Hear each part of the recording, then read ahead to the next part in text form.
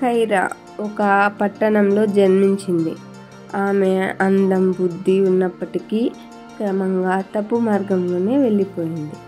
ఆమె తన లైంగిక ఆకర్షణను మరియు మాయ చేసే మాటలను ఉపయోగించి ఇతరులను మోసం చేస్తూ పాపాన్ని కట్టుకొని ప్రాపంచిక సుఖాలకు లాలించేది. ఈ పనుల్లో ఆమె సంపాదనను సంపాదించిన లోతుగా ఆమె ఆత్మశాంతిని కోల్పోయింది. ఖైరా ఒకప్పుడు ఆమెతో సన్నిహితంగా ఉన్న మంచి స్నేహితురాలు జాహీరాతో మళ్ళీ కలిసింది. జాహీరా దైవాన్ని ప్రేమిస్తూ సత్యం, ధర్మాన్ని పాటిస్తూ జీవించేది. జాహీరా ఖైరా మార్గం తప్పుడు అని గ్రహించి, నువ్వు నీ జీవితాన్ని పాపం, మోసం చేసే మార్గంలో నడిపిస్తే అది నిన్ను సుఖం ఇవ్వదు. దేవుడి దృష్టిలో మనం నైతికతను పాటించాలి అని చెప్పింది. ఖైరా మొదట జాహీరా మాటలను హేళన చేసింది. కానీ కొన్ని రోజుల తర్వాత ఆమె జీవితంలో ఒక పెద్ద మలుపు వచ్చింది.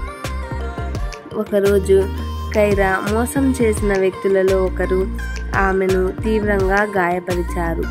ఆమెను చీకటి జీవితంలోకి మరింతగా నెట్టేశారు. ఈ సంఘటన ఆమెను లోపల తీవ్రంగా ఆలోచింపజేసింది. తరువాత ఖైరా దైవం గురించి, తన పాపాల గురించి గంభీరంగా ఆలోచించడం ప్రారంభించింది. ఆమె జీవితం ఎటు దారి తీస్తుందో అని ప్రశ్నించుకున్నది. నా పాపాలు నన్ను ఇలానే పీడిస్తూనే ఉంటాయా? నిజమైన సంతోషం ఎక్కడ అని తనలో అనుకోవడం ప్రారంభించింది.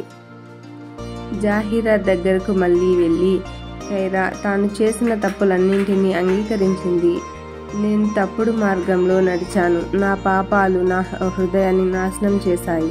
ఇప్పుడు నేను మారాలి అని ఖైరా తన స్నేహితురాలతో చెప్పింది. జాహీరా తన స్నేహితురాలి మాటలకు ప్రోత్సాహమిస్తూ, పాపం ఎంత గొప్పదైనా దైవం క్షమించగలడు. మనం నిజాయితీగా పశ్చాత్తాపం చేయాలి, మార్పు కోసం ప్రయత్నించాలి. మనం దైవానికి సమర్పించుకుంటే ఆయన మనల్ని పునరుద్ధరిస్తాడు అని చెప్పింది. అప్పటి నుండి ఖైరా తన జీవితం మారుస్తూ పాపం నుండి సత్యం, నిజాయితీ మార్గంలో నడవడం ప్రారంభించింది. అనేక కష్టాలను ఎదుర్కొన్నప్పటికీ ఖైరా తన జీవన శైలిని పూర్తిగా మార్చేసింది.